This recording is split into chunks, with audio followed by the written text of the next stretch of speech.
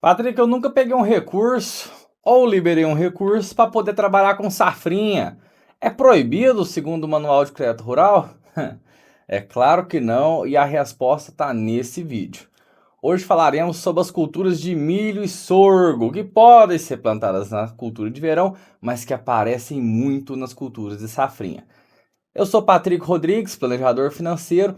Esse é o canal Finanças em Prática e aqui eu busco desburocratizar as letras pequenas dos contratos e dos regulamentos de crédito e produtos bancários. Para você, produtor rural e empresário que quer aumentar seus negócios, nos siga, compartilhe e nos acompanhe nas redes sociais, pois aqui o seu negócio crescerá com toda certeza. Cultura de milho e sorgo, elas acabam se misturando aí às vezes, não por conta do tipo de produto, porque lógico, cada uma tem o seu trabalho, cada uma tem os seus cuidados, cada uma é um produto diferente, porém, pelo seu enquadramento, pela forma como são conduzidas, pela forma como são trabalhadas e a consideração que o produtor rural tem com elas.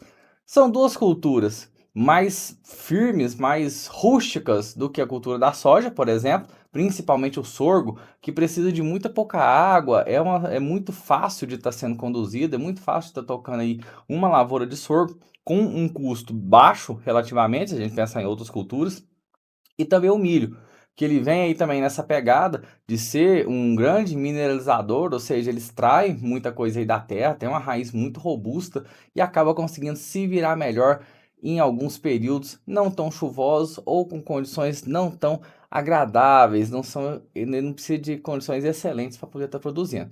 Nesse contexto, o pessoal faz o quê? Prioriza a soja na safra de verão, que é quando tem muita luminosidade, tem muita chuva, então cai água de acordo e depois vem com o plantio aí do milho, do sorgo.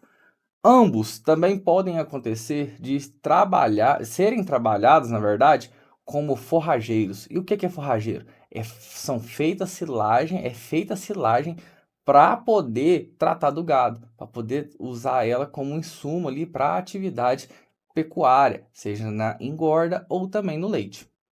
Começar aqui pela cultura do milho. É uma cultura aí que pode ser plantada aí tanto verão quanto safrinha. Então ela tem essa dupla aptidão e ainda pode trabalhar com forrageiro, como bem disse aí já para vocês. Uma cultura de ciclo curto, né? Apesar de ser considerada uma cultura anual, mas é porque você planta uma vez no ano. Mas aí é uma cultura que você plantou, é pouco tempo você poder estar colhendo, e ela tem várias linhas que a atendem. Então ela vai ter aí as linhas de custeio e investimento que vão estar atendendo a cultura do milho. No sorgo, a situação é muito similar, com um adendo aí que ele tem um custo muito baixo e uma resistência muito maior. Isso vem fazendo com que haja um aumento no plantio dele na safrinha. Para as duas culturas, nós vamos ter nas linhas de custeio um prazo máximo de 12 meses, limitado a 60 dias após a colheita, bem similar aí à produção de soja. Detalhe que você tem que destacar se é primeira ou segunda safra e principalmente respeitar o zoneamento ambiental de risco climático que nos dá a janela de plantio para essas culturas. Então, se você tem uma lavoura no sequeiro, ela vai ter que respeitar algumas questões da sua área. Não tem como eu falar que vou plantar uma lavoura de milho sequeiro no mês de maio, porque é praticamente impossível dela produzir aqui no Cerrado. Já se eu tenho um pivô, se eu tenho um sistema de irrigação, eu consigo justificar por que eu estou plantando daquela forma e por que a minha cultura vai dar resultado, vai estar dando lucro. Dentro dessa questão das linhas de custeio, o que a gente vai estar conseguindo custear? Como eu sempre falo aqui, o custeio ele nos traz coisas de curto prazo, coisas que estão sendo consumidas pela atividade. Então, você vai estar conseguindo financiar o quê? Semente, tratamento das sementes, adubação de plantio, toda a parte de defensivos agrícolas, sejam eles aí os inseticidas, os herbicidas, os fungicidas que são necessários para a atividade e também outros gastos, como mão de obra, hora máquina e também o combustível gasto durante o trabalho aí, desenvolvendo a cultura, desenvolvendo o plantio e cuidar dessas plantas. Nas linhas de investimento, nós conseguiremos fazer o quê?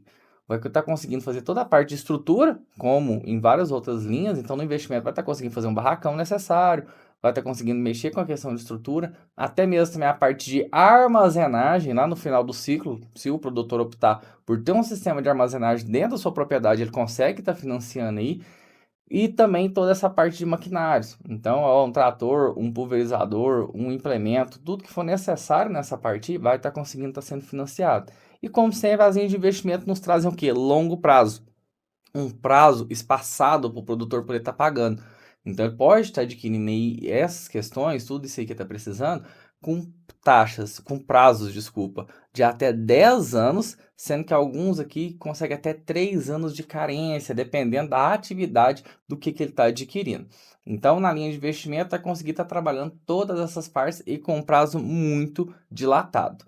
Detalhe aí que também o milho e o sorgo, eles podem estar entrando dentro dos custeios pecuários, onde a pessoa justifica que com a sua atividade pecuária é necessário que ele plante esse milho, que ele plante esse sorgo, para poder estar ou colhendo grão para sua ração, ou fazendo a forragem, né? Fazendo aí a silagem para tratar do gado. Então ele pode estar apontando isso aí pro projetista, tá lançando isso aí no projeto e está sendo custeado dentro de um custeio pecuário. Detalhe importantíssimo aqui é que as linhas de custeio de milho e sorgo são das linhas que mais dão canseira, principalmente quando é plantado na safrinha. O que acontece? O produtor chega no mês de julho, a hora que virou o plano safra, a hora que tem muito dinheiro no mercado, ele já está fazendo toda a preparação dele para a próxima safra completa. Então, o que ele costuma fazer? Ele faz ali o seu custeio da soja, por exemplo, ou senão ele já faz ali o seu pré-custeio da safrinha. Então, já faz o custeio da safrinha do próximo ano. Nós estamos falando aqui que esse produtor está pegando em julho, para ele poder plantar essa safrinha lá para fevereiro do próximo ano. O que acontece nesse meio tempo?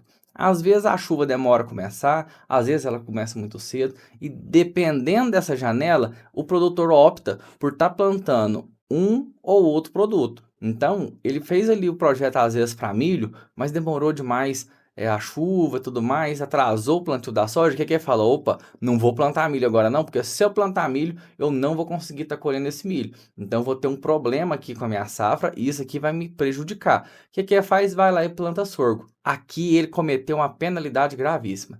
Se houver a fiscalização durante o período ali que o sorgo dele está plantado e o projeto dele foi para milho, ele vai ter uma penalização perante o Banco Central, podendo até mesmo ser desclassificado como um produtor rural apto a estar pegando crédito rural. Então, isso aqui eu estou frisando para poder mostrar a importância de você fazer tudo que está descrito no seu projeto. Você ter esse cuidado, ter esse carinho aí ao analisar esses dados para não ser penalizado. Outro ponto também, como as culturas de safrinha dependem muito da safra verão, porque você tem que desocupar a área para poder plantar a próxima planta. O que pode estar acontecendo aqui? Um desencaixe no prazo de colheita, no prazo de plantio, na verdade, daquela cultura. Então, ó, eu coloquei no meu contrato lá, no meu projeto, que eu ia estar plantando no dia 10 de fevereiro. Aconteceram algumas questões, choveu demais ou choveu pouco, e eu não consegui colher a soja antes. O que vai acontecer? Eu vou plantar lá para o dia 15 de março. A partir daqui você já desenquadrou também do que foi proposto dentro do seu projeto. E mais do que isso, se na época você tiver contratado um seguro, você tiver feito aí a cobertura de seguro, você vai ter um problema gigantesco se houver sinistro. A hora que a seguradora chegar e analisar, primeiro ponto que ela vai ver vai ser o quê? Opa, aqui era para o seu milho, está no estágio vegetativo avançado. Era para você ter plantado ele em fevereiro. Então aqui já tinha que estar em X. Só que aconteceu o sinistro e ele estava na fase anterior. Então, a seguradora não vai pagar seu sinistro. Isso até é um dos grandes problemas que muitas das vezes as pessoas falam: ah, eu já fiz seguro em tal lugar, já fiz seguro em tal instituição, já fiz seguro em tal corretora e nunca consegui ser indenizado. Já tive 3, 4 problemas e não consegui ter indenização. A questão é que na hora da contratação desse seguro, o produtor vai lá, assina, ele só analisa o quê? A área e a cultura que ele está protegendo. E ele não se atenta com esses detalhes. Ele não se atenta com a questão do prazo. E todos há de concordar aí comigo que se você plantou ela fora da época, você está aumentando o risco. Então, se eu tenho ali uma cultura como o milho, que ele precisa ainda de bastante chuva para poder estar produzindo, se eu planto ele em fevereiro, eu tenho uma chance de sucesso boa. Se eu planto ele em meados, final de abril, a minha chance de colheita, naquela hora que ele tem que encher o grão, que eu preciso de chuva ali para ele encher o grão, provavelmente eu não vou ter, vai faltar e a minha produção vai ter quebra. Então são questões que são importantíssimas do produtor se atentar e firmar esse compromisso com o crédito subsidiado, lembrando sempre que ele é passível dessa fiscalização. Continuando aí nas linhas de crédito, nas linhas aí para a pessoa que planta milho, sorgo, ele também vai estar conseguindo fazer o investimento de recuperação e conservação do solo. São linhas aí de longo prazo, com carência na fase inicial, onde ele vai estar fazendo o quê? Ele vai estar financiando a reconstituição do seu solo, repondo alguns minerais importantes, como o calcário, o gesso, alguns adubos, e aqui também vai conseguir estar enquadrando todos os custos logísticos, então aí o óleo diesel gasto com as máquinas, a parte de mão de obra que ele gastou, e também serviços como a subsolagem, a gradagem da área. Então tudo isso ele vai conseguir estar colocando dentro desse financiamento e tá pagando ele a longo prazo, para poder ir diluir esse pagamento ao longo de várias safras e poder pagar ele tranquilamente. E aí, você já conhecia as diferenças aí de custeio e investimento para milho e sorgo? Você tinha essa noção aí desses enquadramentos do zoneamento ambiental de risco climático e também desse problema que pode ter com as seguradoras? Fique ligado no nosso canal, acompanhe aqui o nosso canal no YouTube, no Instagram e também no TikTok. Sempre estou soltando vídeos lá com informações, com notícias de mercado, com atualizações do Banco Central, informações de maneira geral do mercado financeiro. Lembre-se que eu estou aqui para te ajudar a fazer bons negócios. E como sempre, o nosso canal ele foi feito para quê? Para traduzir aquela letra miúda que tem no final do contrato e em tantas leis que a gente vê por aí. Afinal de contas, nós estamos aqui para poder trazer finanças na prática. Muito obrigado!